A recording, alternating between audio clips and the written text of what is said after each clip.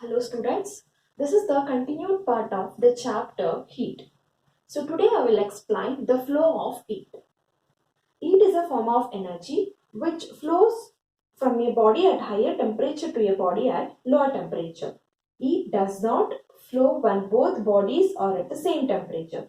This flow of heat from body at higher temperature to a body at lower temperature takes place in three different ways. They are conduction, convection and the radiation. So, and students, heat flows in a body due to the molecular arrangement of the body.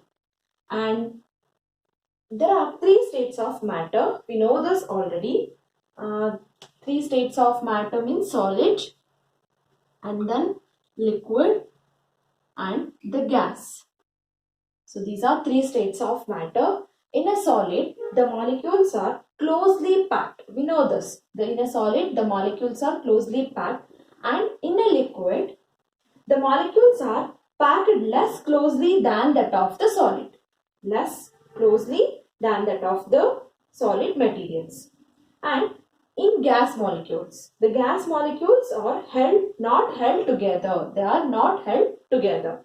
So, we can say the molecules of solid, liquid and gas act as a medium of transfer of heat from one part to another part of the body.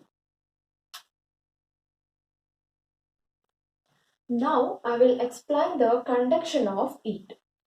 Conduction of heat is a process in which heat is transferred from one part to another part of the body without actual movement of particles.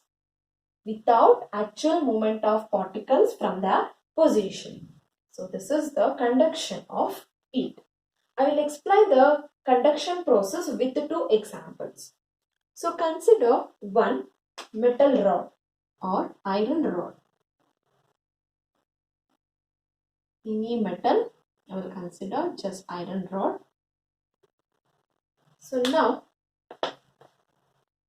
heat the one hand. Heat one end of the iron rod. What will happen? So heat one end of the iron rod under the fire. So heat one end of the iron rod under the fire and hold the other end of the iron rod. You should hold this other end of the iron rod. So after few minutes, what will happen? So you will feel the heat at this end. You will feel the heat. So I drop the iron rod. So this is the heat transfer from one end to other end of the body. So when we supply the heat, molecules gets heated and then transferred to this hand. So complete this rod is heated, then you will feel the heat. Then second example. So observe this picture properly. So in this two objects are there. This is one object, the spoon is the second object. So how the heat is transferred from one object to other object? So here, in a cooking vessel, hold a metallic spoon which is in touch with the vessel. So after some time, you will feel the heat and obviously you drop the spoon. So the heat is transferred from iron vessel to a metallic spoon by contact with each other. And this is the conduction process. So here students, this is very important. Conductors and insulators. The substances which allow the heat to pass through them is called conductors. The substances which allows the heat to pass through them is called conductors. So we can also call good conductors of heat. So in the example, metals like iron, copper, silver, aluminium, etc. Okay, then what is insulators? The substances which do not allows the heat to pass through them. Do not allows the heat to pass through them is called insulators. So example, wood, glass and etc. So conductors means which allows the heat. Insulators means which do not allows the heat to pass through them is called insulator. We can also call this insulator as a bad conductor of heat. Uses of good conductors of heat. So here the first one, the good conducting materials are used for making the cooking vessels. Cooking vessels as they eat quickly. So for example, students, in our home we can see the cooking vessels made with the aluminium and then steel and then brass, etc. So brass, aluminium, steel or iron metals are used for making the cooking vessels.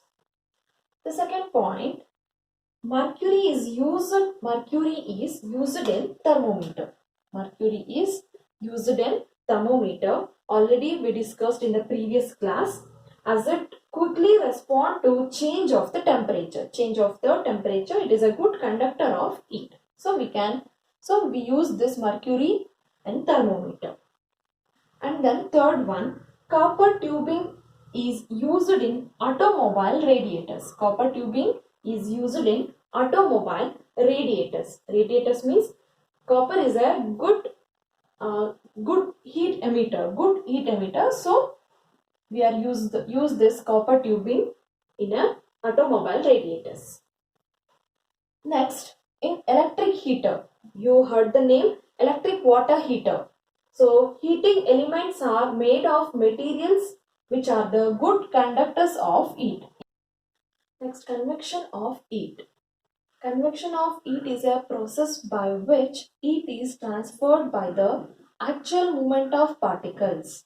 Heat is transferred by the actual movement of particles from their mean position. And it occurs both in liquids and gases. Don't get confusion here, students.